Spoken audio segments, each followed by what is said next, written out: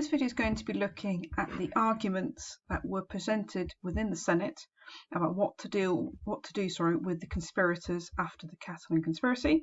So there is a pretty chunky section of Sallust, a Cicero speech, and a short section of Plutarch.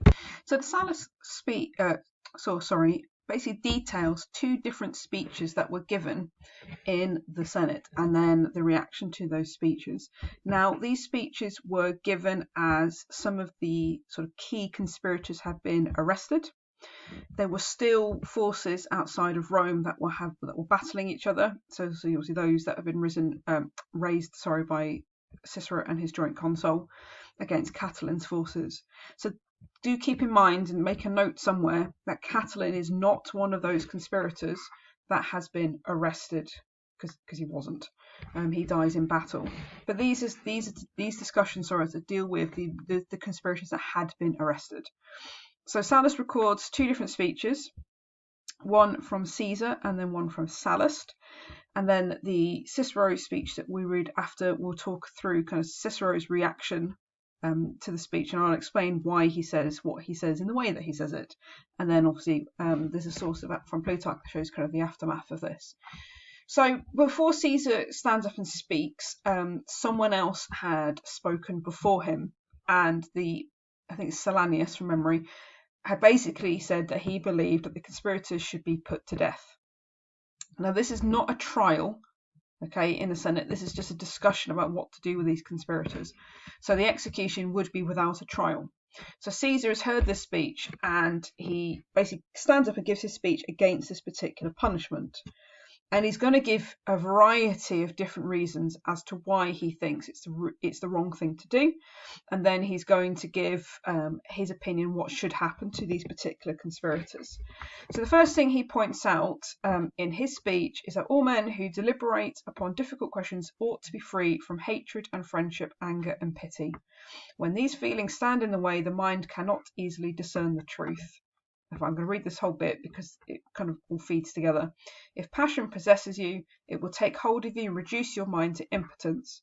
Peoples under the influence of anger or pity have made errors of judgment. When our forefathers, controlling their emotions, have acted justly and properly. So this kind of sets the tone of what Caesar is arguing. So he's basically saying, look, if you are angry, you make bad decisions. You have to be calm, you have to be controlled, you have to sort of weigh up the different evidence and the balance of sort of consequences that will come from your behaviour. So I think Caesar's argument is quite a strong one, that if you make a decision in haste, you will make the wrong decision. And he's going to give you some examples, which I haven't highlighted all of them because they're not particularly interesting, a lot of them, that support his argument. And it will include some from the Peloponnesian War that we've obviously studied in lesson. So he kind of talks about the Macedonian War, which you don't need to worry about, how the Roman people had made the right kind of decision because they thought it carefully through. So they inquired what conduct should be consistent with their dignity rather than how far the law would allow them to go in taking vengeance. So basically it's about acting in the right way so your people, the Roman people, would be dignified and would be proper and acting within the law instead of just kind of going kill them all because they've tried to kill us. If a punishment commensurate with their crimes can be found, I'm willing to support a departure from the precedent. So he's basically saying if you can find another punishment, that's not death, but that is legal and matches what they have done in terms of the severity of what they have done in terms of launching a conspiracy to overthrow the government and kill everybody, then by all means I will do so. But in reality at the moment, he's saying I should advise limiting ourselves to such penalties as the law has established. So basically stick to the law. Don't go beyond the law because you're basically opening yourselves up for sort of problems going into the future, which he'll make that point again a little bit later. So he sort of summarises, things that what the conspiracy was trying to do was awful. So they've dwelt upon the horrors of war. He showed everything with weapons and corpses, gore and grief. So he's criticising the speech that came before him, saying, he's focused on like all the terrible things in order to basically scare you into making the wrong decision. And he sort of makes that criticism. If you think a man who has not been moved by a crime so monstrous, so cruel, will be aroused by an eloquent speech. So, you don't need a speech telling us how terrible it was. We know how awful it has been. You don't need to scare us into making a wrong decision. Just, cool it a little bit. We must avoid partiality and hatred, and above all, anger.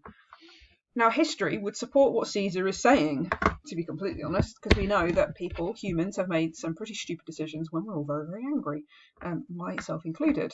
I consider no torture sufficient for the crimes of these men. So say, they shouldn't not be not punished, but we have to stick within the law and make sure we do the right thing. Because he also points out, most people remember only what happens last, and in the case of criminals, forget their guilt and talk only of their punishment they have received, particularly if it's more severe than normal. Which again, he's probably not wrong. So you do tend to remember how people are sort of punished by the courts, for example. You don't really take into account necessarily their crime. So he's sort of going, if we act beyond the law, that's what people will remember. They won't remember what the conspirators have done. They will remember our behaviour and our reaction to it. So then he criticises Silanus, I was right, more specifically, to suggest a form of punishment that is without precedent. So what he's, kill them without a trial, etc. This is beyond what the law says. We've never done this before, and this is clearly, we should not be setting a precedent like this. So far as penalty is concerned, I can say with truth that amid grief and wretchedness, death is a relief from suffering, not a punishment.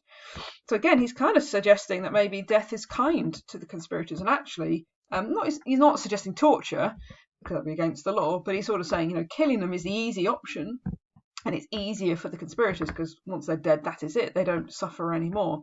And what they've done kind of deserves this kind of long-term punishment. So then he also mentions that Silanus had not talked about being flogged, the conspirators not being flogged, was because of the Porcian law forbids it. So the Porcian law is a really important ancient Roman law, sorry, I lost my thought then, where basically it banned citizens from degrading and shameful punishment. So that includes things like being whipped or flogged.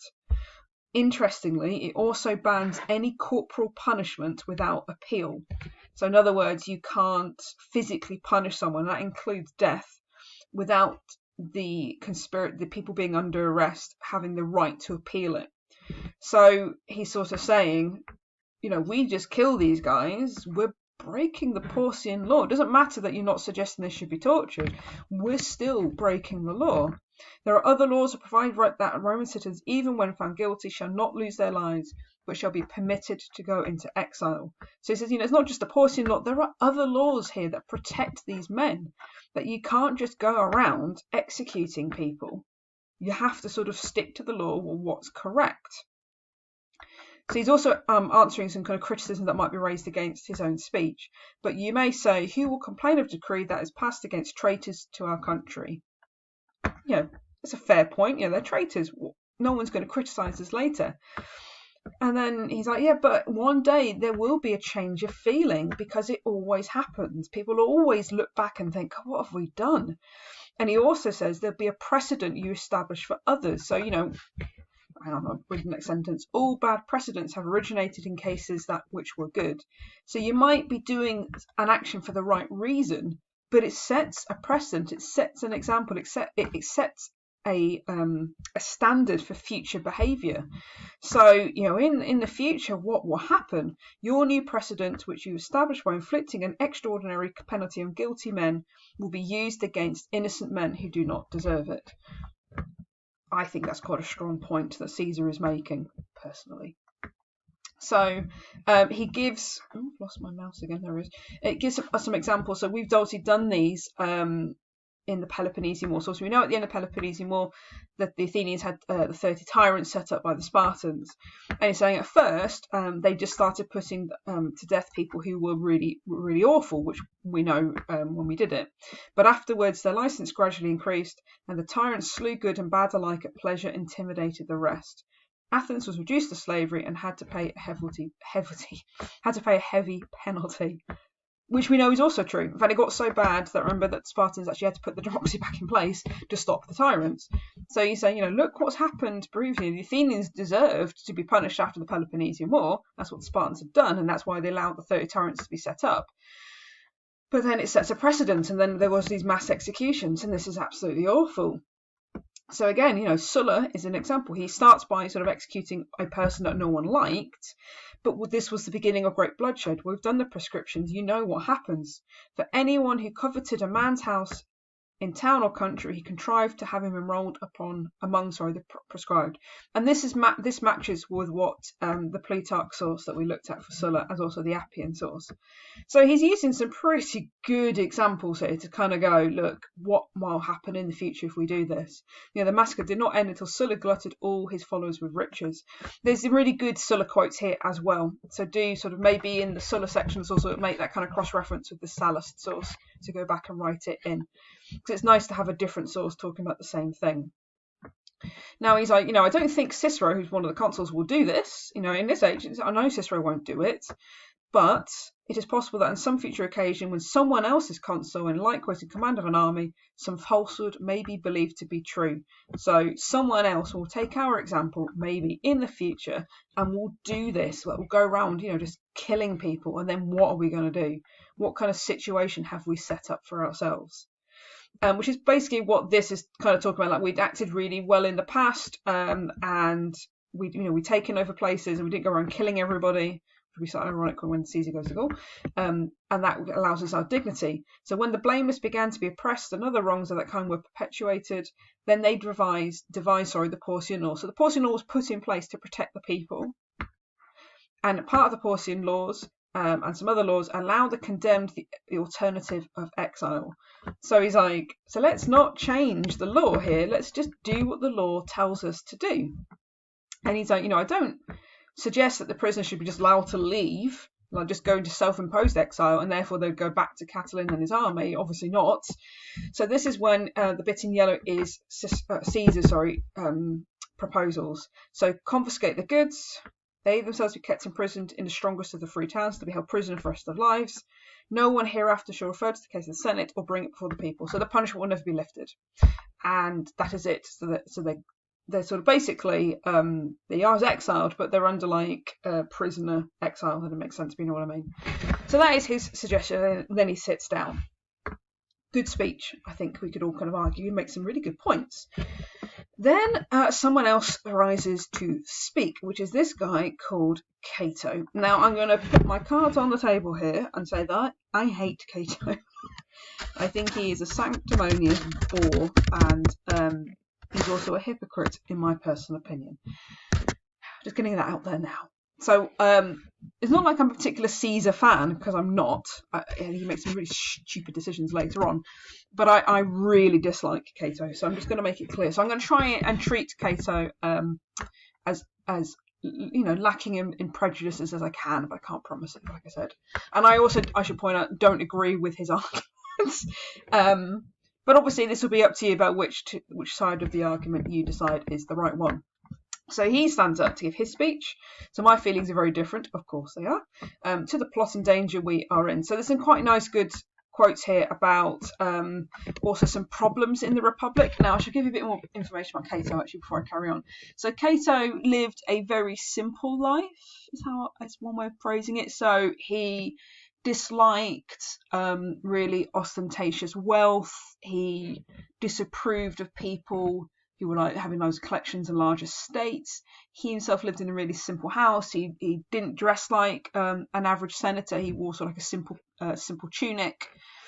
And he was known for kind of living this really kind of austere lifestyle. And he was seen as a beacon of virtue, which is why I have criticism of Cato later, because he is hypocritical in a number of his behaviours. But anyway, we'll come on to that a bit later. So just kind of be aware that he's going to make some criticisms of the late Republic, but there's some really, because of those criticisms, you've got some good quotes about some problems in terms of like the greed and the debt and all that sort of stuff that other sources have mentioned. Anyway, so he starts with saying, unless you take measures to prevent it being committed, it is too late. So in other words, we're going to stop other conspiracy in the future. So, act now, just do it. So once it has been done, it's useless to invoke law. Once a city's been taken, there's nothing left to the defeated. So if you act too late, it's too late. We'll lose the city, we'll lose our freedoms, we'll lose everything, and then you'll be sitting around thinking, oh, I wish I'd killed the prisoners. So then he has these criticisms of the Senate. So you who have always valued your houses, villas, statues and paintings more highly than your country. Ouch. He says, this is you think about these possessions, but actually our lives and liberties are at stake. So this is quite a nice quote to show the danger of the Catilinarian conspiracy. I've often deplored the extravagance and greed of our citizens. That's true. He certainly does that quite a lot. But anyway, and he says, I'm known for this. I'm well aware that I'm very critical of our people.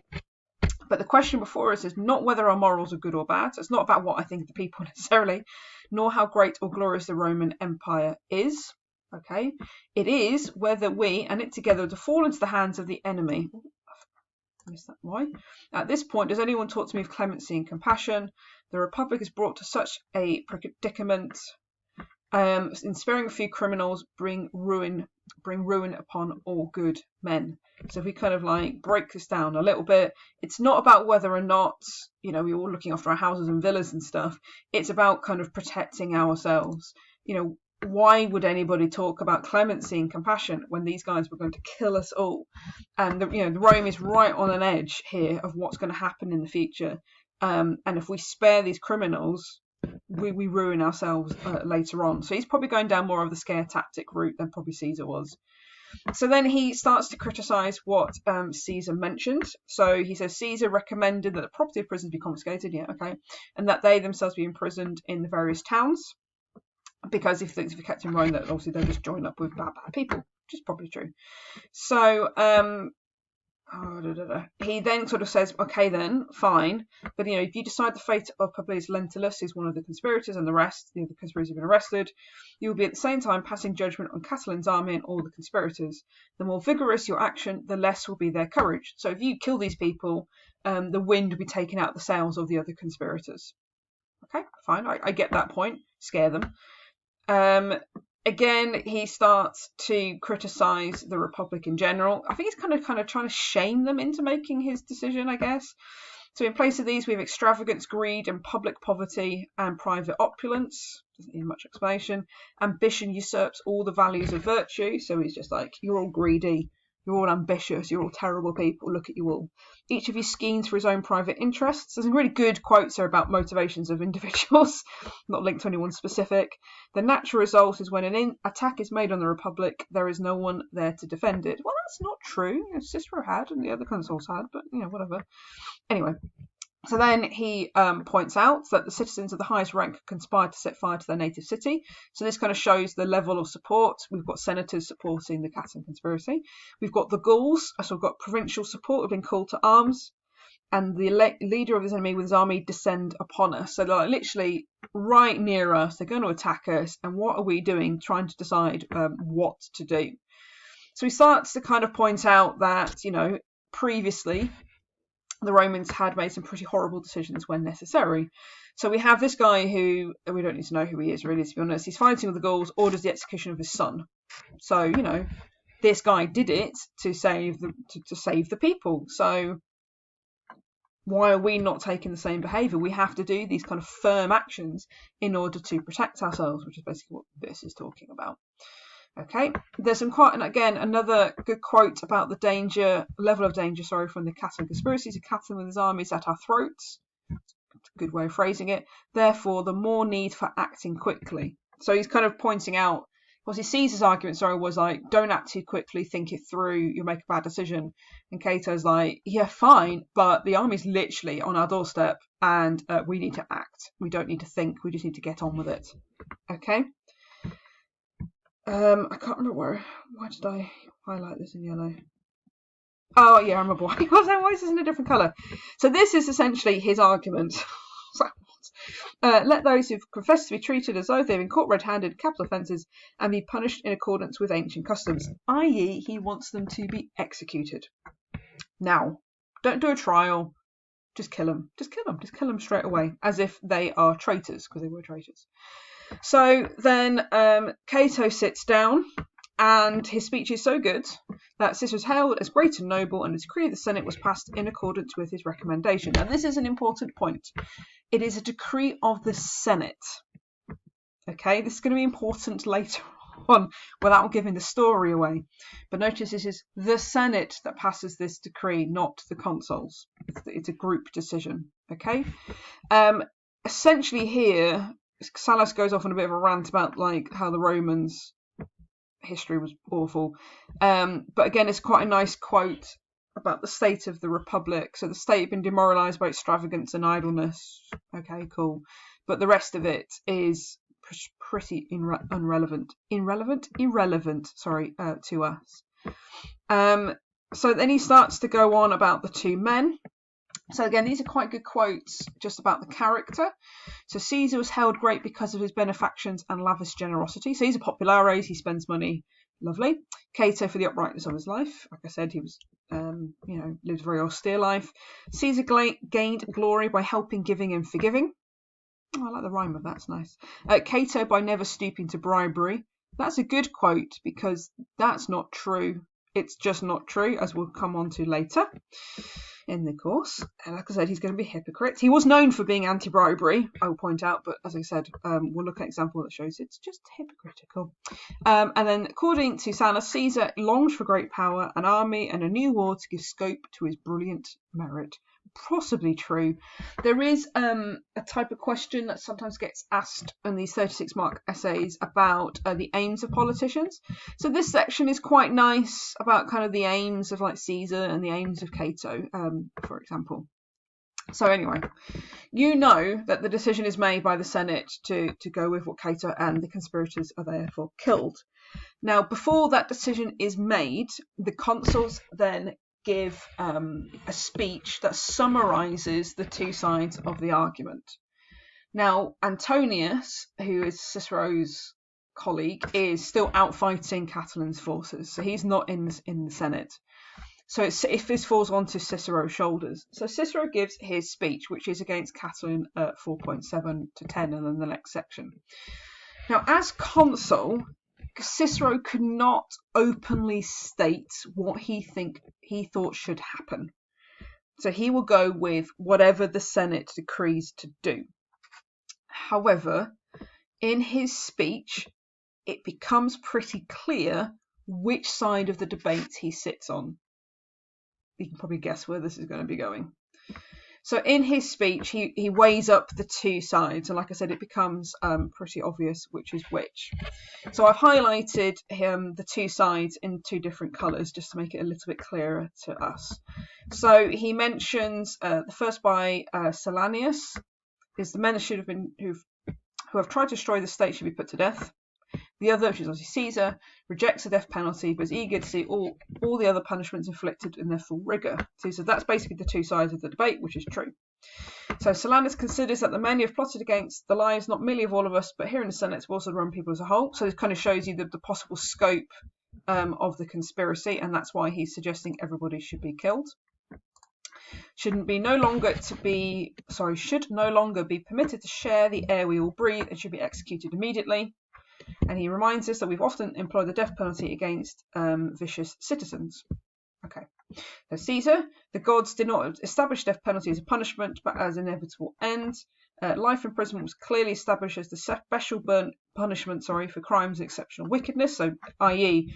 constantly punishing them by having them arrested and exiled is worse than death. He proposed that the guilty men should be distributed amongst the municipia, so these are basically the provinces, and be kept there in prison. Okay, so then we start to see what Cicero's view is. However, the citizens of these towns may think we are acting unjustly. So he's basically suggesting that the people in the provinces, because they're going to be forced to look after, in inverted commas, these conspirators, may feel like the burden is upon them, and that Rome is kind of like, passing the issue onto them instead of dealing with it themselves. So you can start to see what Cicero thinks about Caesar's argument. You can also tell because he's the one he's going on about the most. So Caesar also proposes to have a heavy penalty for the municipia if any prisoner escapes. The criminals are to be kept under severe restrictions. Proposes a binding decree to make it impossible for anyone to reduce their punishment by action, either in the Senate or before the people. Thus robs them even of hope.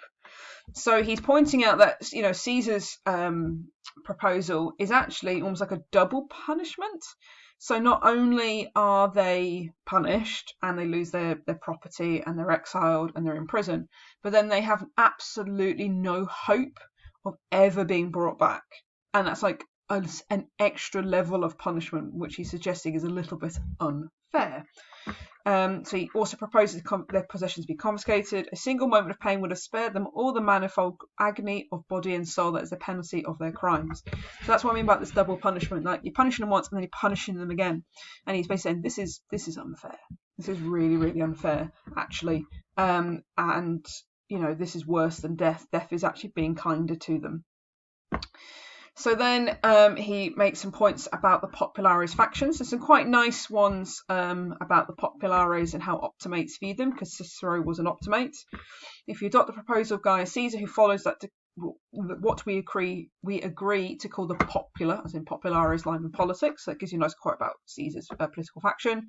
If you adopt Silanus's proposal, I may well be letting myself into further trouble. He's not wrong on this, but we'll come on to that when we come on to it. But despite this, I shall not let consideration for my personal safety above the good of the state. So he's sort of saying, we've got to put the Republic first, not me. Again, it's kind of clear which side he is going to he's siding on. So he starts to criticise the Populares faction as a whole, but he would, because he is obviously an Optimate. So Populares wish to avoid having to vote on a charge involving the lives of Roman citizens, but they're passing the buck. These very men backed the decree to put Roman citizens in custody and the sanctions given to myself. So, they supported what I've done to this point, so now they're suddenly backing away from me. It doesn't make any sense. They have voted for the arrest of the criminals, for a thanksgiving to the investigator, and for a reward for the witnesses. Okay. So, they supported what we're doing so far, so why now are the Populares changing their tune? Why are they not here and actually supporting what Caesar has said? It is not that Gaius Caesar does not know the Sempronian law which protects Roman citizens. So this is a reference to the series of laws that was passed by Tiberius Gracchus, which basically protects the lives of Roman citizens from unfair punishments and all that sort of stuff, as well as land laws. So that's why he's sort of saying, where are the law? And there are laws. But he also says, I should have highlighted this, the man who's a public enemy of the state cannot possibly be a citizen. So he's saying, this is all well and good, and the Sempronian law and the Porcian law, they protect citizens, but these guys have been declared enemies of the state, and therefore they're not citizens, so they're not covered by the same laws, actually.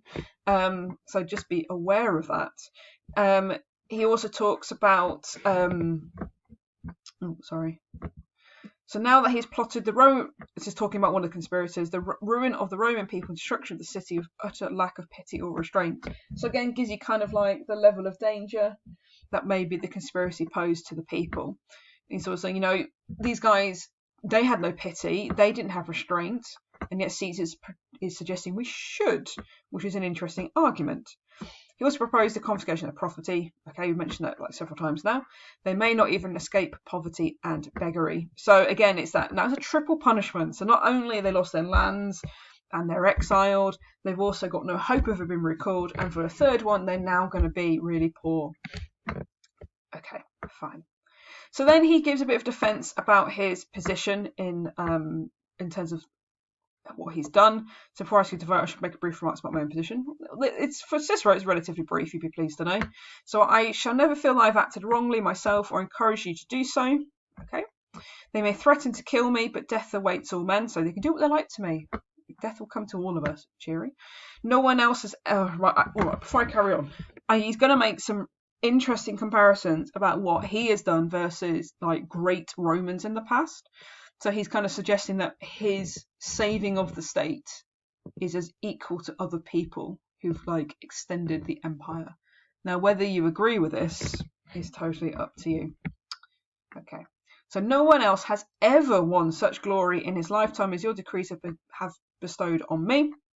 Decrees of public thanksgiving, which is true.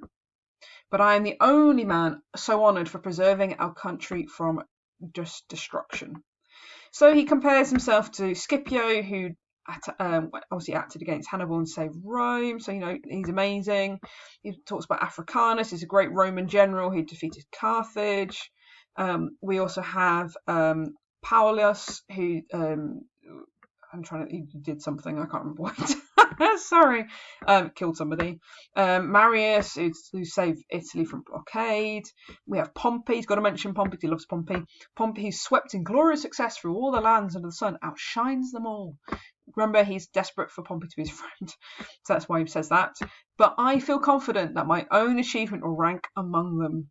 Really, Cicero? I mean, saving a city is impressive, but is it as good as Scipio? Don't know. Unless you consider it to a greater distinction to extend our empire by opening up new provinces, than to ensure that our victorious generals and soldiers may have some home to come to which they can return.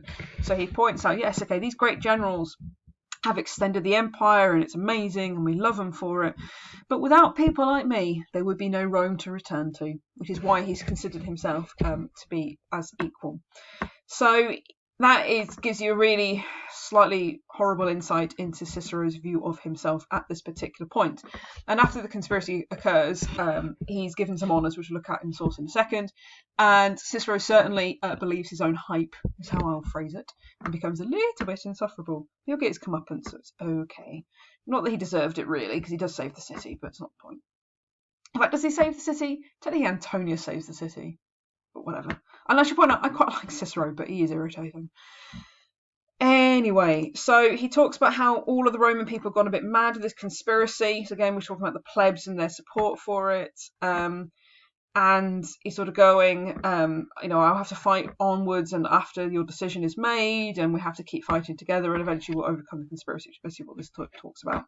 So hopefully, at this point, you should realise that he is siding with Cato. He's torn apart Caesar's argument. He's clearly wanting the conspirators to be killed. Not that he ever says this. He just says that Caesar hasn't really thought his argument through. So in the end, the Senate, as the section of Sallust up here, if I scroll back up, points out, where is it? I've lost it now. There we go. They pass the decree, and the conspirators are executed. And specifically, they are taken to a dark room, and they are killed without honour, which involves them being strangled in the dark, which is just charming. And Cicero marches them to their punishment, and he has to watch it being killed because he's the consul. But remember, it was the Senate's decision, not Cicero's decision. Okay, so not long after, some people start to criticise Cicero because they believe it is all down to him. So there were nevertheless some people who prepared in both speech and action to attack Cicero for what he had done. It wasn't his fault, it was the Senate's decision, but hey ho. So their leaders is Caesar, understandably, because he voted, he didn't want it to happen. He was to be praetor. Good evidence for him climbing the curses on him legally. And then we have a couple of people who are tribunes. So at the end of a consulship, the consuls are basically meant to give a speech to the people about their achievements in office. Fine. So these guys, Caesar, Metellus, and Bestia, basically block him from being able to give this speech. They literally put the benches in front of him, so he wasn't able to go to the roster to give his speech. Which Cicero's like, okay, fine, whatever. I'm not going to rise to the pettiness of this because it's very petty. And so they sort of say, could you just kind of pronounce an oath that he's leaving office and that's it? And Cicero goes, yeah, sure, fine, I'll come take the oath. And then he gets the silence necessary to give the oath. And then he says a new oath, because, he can't help himself, and says, I swear, in very truth, I have saved my country and maintained his supremacy. Of course you have, Cicero. Makes Caesar and other tribunes really angry. Yeah, I can understand that, because they didn't like the idea of the conspiracy being executed. I should point out that all the people assented, so that means that they supported Cicero, and they tried to put fresh difficulties in Cicero's path. Okay. So, for example, they propose a law to bring Pompey back in order to put an end to the tyranny of Cicero. That gives you a nice idea of what Cicero's opposition viewed his behaviour, even though it wasn't his fault. However, Cato, our old friend Cato, steps forward, who's also tribune, and was a great help to Cicero. So we have here an alliance between Cicero and Cato, and that's a really important alliance later on. So Cato gives a speech where he glorifies Cicero's consulship, and as a result, they voted him the greatest honours that had ever been conferred, specifically giving him the title the Father of the Fatherland, which sounds very similar, if you've studied Nazi Germany, to what Hitler is called. That's what Hitler kind of copies this. So father of the fatherland, i.e. he is the protector of the state. He is the father to the people going forward.